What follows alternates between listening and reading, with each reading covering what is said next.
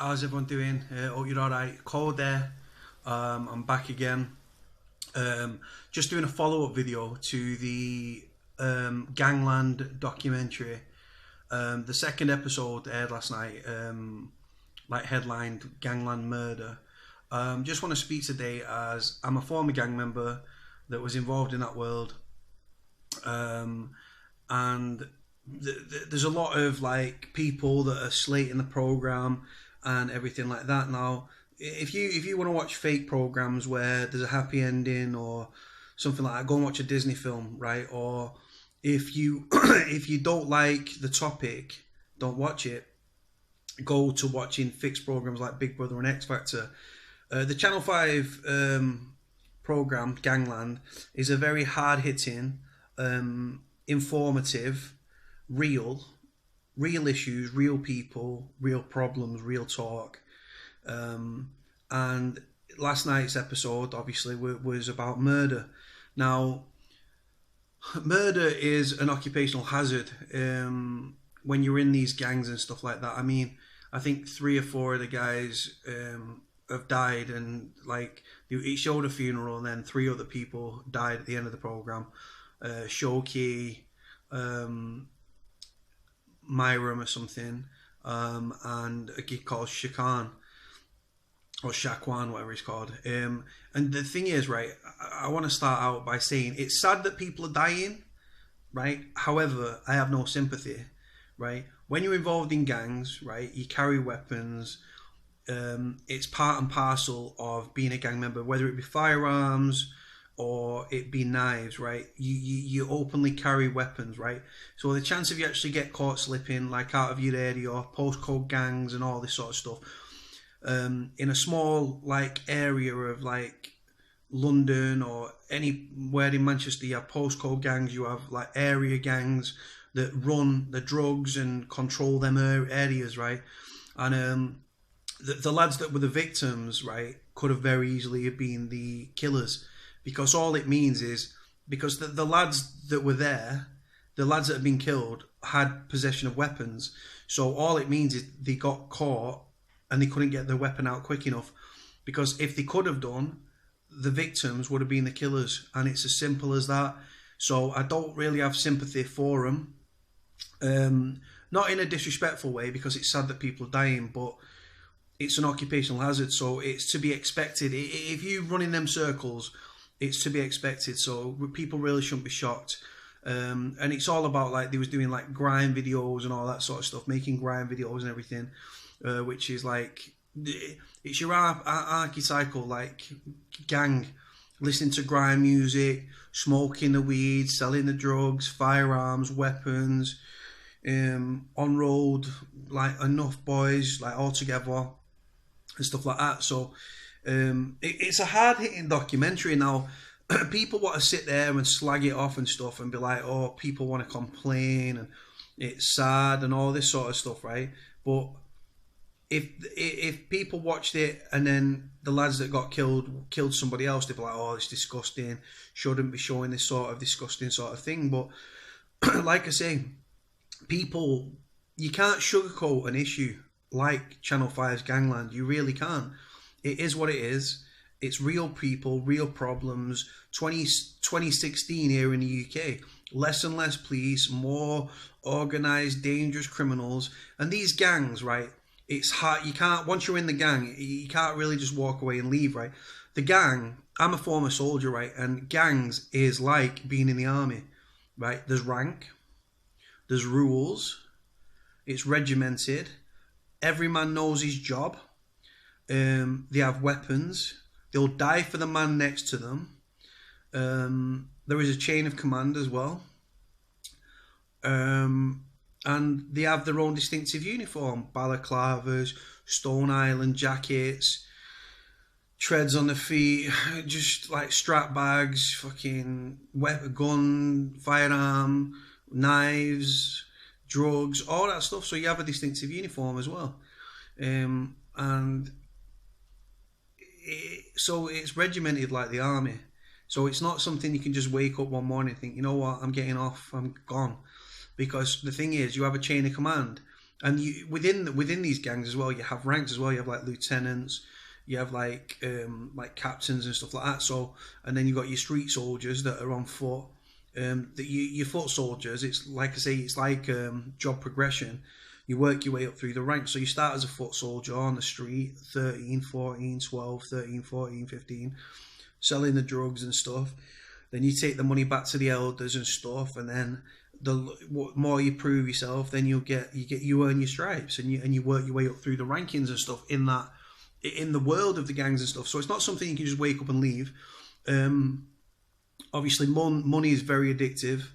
You're growing up on the inner city estate, seeing people struggling to eat and stuff, and you're making a lot of money. So it's not, you don't just like gonna knock it on the head, because there's no job in society where you're gonna earn. I mean, the kid there, I can't remember his name, but he was earning 2,200 quid a day on road, just doing the drugs and everything. And eventually got caught for, I think he pleaded guilty to 2 counts of supplying Class A. But it never actually said what happened to him. So I'm not too sure. But like I said, it's fast cars, it's money, it's girls, it's bling, it's all that good stuff. And being involved with the gangs is the only way that you're going to earn what you could earn. You're earning as much money than people. You're earning in a day what people will not earn in 2 or 3 months, right? Like, depending on what job they're doing and stuff like that. But like, I'm talking like your average job, like your average pay and stuff. You're earning like 3.5 what people are earning 2 and 3 months, right, in one day. So it's addictive. And it's a lot of these lads that run this program, the dad doesn't seem to be present. It seems to be the mums. Now the mums knew what was going on, and she's like, yeah, and they seemed very lackadaisical. They didn't really care. It was just like, oh yeah, he's on road, he's doing a bit of this, he's doing a bit of that. That's just their life. But then, in the next breath, when one of the lads gets killed, the mum's going mad and she's upset and everything. But you knew what your son was involved in. You didn't get involved. You didn't do an intervention. You didn't do anything. And now he's dead. What did you think? It wasn't going to happen? What did this woman think? That this murder wasn't going to happen to her son? That he was untouchable? That he was above death? Because death doesn't discriminate. These gangs don't discriminate. If you're a foot soldier or you're running these gangs, you're fair game. And these other opposition gangs don't give a shit. If they catch you, they're gonna do you. And it's a dog eat dog world. It's a very dangerous world. It's a very paranoid existence and stuff. I mean, it showed them doing a music video in a car park, right? And there was gangs circling and like coming in and out the shadows and stuff, and it made them very paranoid, because they was like they wasn't aware of what was going on around them, and then they started clocking it and thinking, yeah, we're outnumbered, there's other people there. But then eventually these other kids got off. So like I say, it's a very paranoid existence. You're always primed and ready to go. You've always got to be ready for the unexpected. You can't sugarcoat, like, people going on, it shows death and stuff, people have been killed, right? It's no different to reading a newspaper article, right, about death, except you choose to watch this documentary. When you watch documentary on gangs that have got hoods and firearms and holding knives and stuff, how do you think the end's going to end up? Do you think the guns are water pistols or something?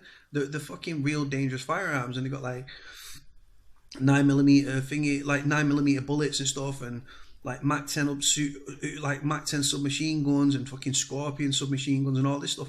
How did you think it was going to end, people? With smiles and stuff and a happy, like in a happy way. Death and gangs go hand in hand. It's a very dangerous like world. So if you're watching a program on gangs and expect there to be a happy ending, then I'm sorry, but you're watching the wrong fucking programs. And it really, really starting to irritate me. People that are speaking out on gangs and stuff that have got no. Some of the people, like, there's a kid called Terrell Lewis. He's a former gang member.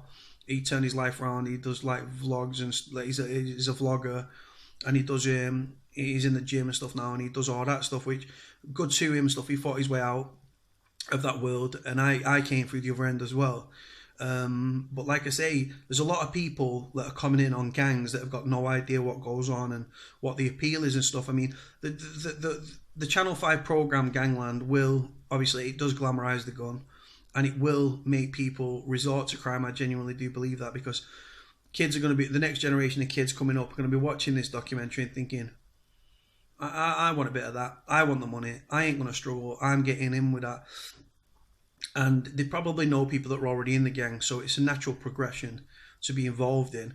I mean, there is a lot to be said for, there's a lot of organisations throughout the United Kingdom that try to intercept gangs and stuff like that, and they do a great job. And even if they just change one life, like change the course of one young man's life, then it's definitely something that should be respected and people should like sing the praises of. However, the bigger issue is that the ones that don't be like disheartened from joining the gangs continue down that course and end up dead. I mean, the death program last night, about like it showed someone that had been slain and stuff, and then towards the end of the program it said that this man died and that man died and all that. Now, like I say, it's sad that people are dying, but I've got no sympathy for the victim, because the victim could very easily be the perpetrator that stabs the other person, that just like that gets him. So it's going to be one or the other. So either way, somebody's going to die. And like I said, how can you sugarcoat death? How can you drill the issue home of death within gangs and gang-related issues if you don't show death? You can't. And you can't sugarcoat it, neither, people. If someone gets stabbed up, right, and gets shot dead or whatever, you can't be seen to be like, oh, well, it wasn't a spud gun. He got fucking, do you know what I mean? He got stabbed up numerous times and his heart got pierced, or his lungs got pierced, or his vital organs got pierced. He died. And sometimes they hold him down and stab him up and stuff like that. And like I say, it's do or die. It's dog eat dog. And then when you get the stabbings or the shootings, then what happens on the back of that is there's retribution. So then it goes, the intensity of the gang war goes up. It's gang wars, it's drug wars, it's all money, it's all power, it's all respect.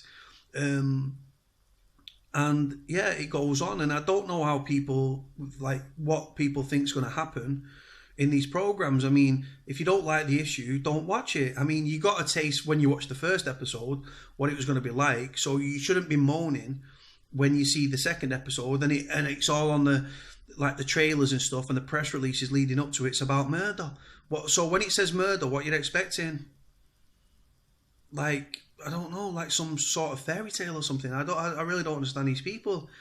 Death is death. Like I say, you can't butter it up. You can't dress tinsel on it, because death is death at the end of the day, and it's a very, very real problem. And I'd just like to say big shout out to Channel 5, because there's too many programs on TV that are fake, that are scripted, and that don't deal with the real issues now. And the Channel 5 Gangland documentary is very hard hitting. It's a very compelling watch as someone that's been involved in that world. And even I can imagine for Joe Public as well, that have not lived in that world. It's a very, very compelling watch. But the one thing I will make note of, and the one thing I'd like to drill home, is the lads that are on these programs that are showing the faces and stuff. Some of them are, some of them aren't. The ones that are not dead now and that are not in jail, what you're doing, you're making yourself a very big target for the police, because the biggest watcher of these sorts of programs will be the Metropolitan Police. Obviously, these gangs are based in London, so the Metropolitan Police are going to be watching it. Trident, which you deal with black on black gang issues, they're going to be watching it. And all they'll do, they'll take the pictures, they'll go to Channel 5, they'll get a copy of the footage, and then what they'll do on that, they'll do an intelligence-led based operation, and these lads will end up on pictures on the walls and stuff with the Woolwich boys and all this sort of stuff, and they'll end up on a wall somewhere, and then they'll work out who the captains are, who the lieutenants are, who the foot soldiers are, all the way down, and then they're tapping people's phones and under surveillance and all this sort of stuff, and you could end up with another incident like Mark Duggan. God bless Mark Duggan, may he rest in peace. Could end up with another situation like that. So I was on a gangster documentary, and I was committing crime openly, and I flew under the radar. And I put myself on this documentary. The trailer's on my channel. You'll have to find it. And by doing so, I made myself a very, very... I painted my own target on my own chest and my own back. And Greater Manchester Police took great... were great in the fact that they came after me at every given opportunity. And I regretted doing the TV series. You can't be seen to getting paid for crime, so all you get was expenses and stuff like that, which is shocking, to be honest, because you learn more doing what I was doing before by committing crime and stuff and being involved in that world. So yeah, I regretted wholeheartedly being on these documentaries. I was on a 6-part one that aired on the Crime Investigation channel, and these lads that are on this program thinking it's cool and it's this and it's that, just like I did.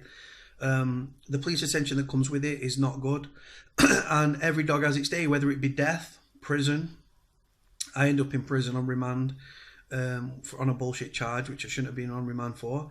But I could have very easily been a gun crime victim, a knife crime victim, or anything else in between. So it's death, prison, death, prison. It's a vicious circle. You stab them, they stab. You stab a gang member, they stab you. But the thing is, you're not just beefing with one gang, right?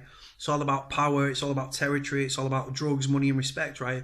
So, like I say, you're probably beefing with 3 or 4 gangs in the area, and then you stab them, they stab you, so you've got 2 or 3, or you could have 2 gangs going at it. You could have 3 gangs going at it. You could have 4 gangs going at it. So you've got all these gangs are active and stuff like that, and they're always out and about, and they could just get you, or they lay in wait for you. It could be they ring you up and say, listen, I need to buy, I don't know what, buy an ounce of weed or cheese or blues or whatever, or cannabis, and then you turn up to do the deal because money speaks, and you could end up getting stabbed up, shot dead, like kidnapped, all this sort of stuff. So it's a very real problem, and you can't, as much as people try, you cannot like water it down. You can't sugarcoat it. It's a real issue, and people seem to not like this on Channel 5. Well, simple, don't watch it.